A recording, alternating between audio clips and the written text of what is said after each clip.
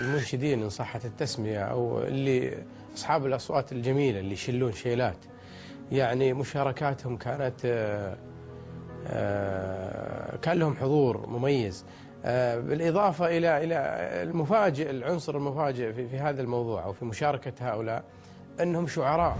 حظي قفص وأحلام عمري عصافير، الدرب عتمه والأماني ضريرة، جزعت من شوف الهقاوي معاثير، وزريت في جبر العظام الكسيرة، أنكرت ذاتي في زمان وبشر غير، منين ما وجهت الأنظار حيرة، خلى الأمل من كل حس وتعابير، إلا انكسار العز في وجه سيرة، يا قوة الله يا انعقاد الأسارير، وضيقه اللي ما له أنفاس أخيرة. فهد أنا أجيز القصيدة وأتمنى لك التوفيق. الله يطول. فهد قواك الله. الله يقويك ويطول في عمرك. فهد أنا يوم شلت الحين تذكرت.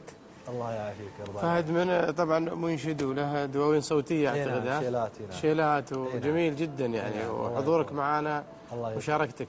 أنا أتكلم عن القصيدة. أول شيء القصيدة كأنها تجسد شخصيتك يعني بكل ما تحمله الكلمة. فأنا أهنيك على هذا الحضور والمشاركة الجميلة جدا. تنتقل معنا إلى مرحلة ما قبل 48.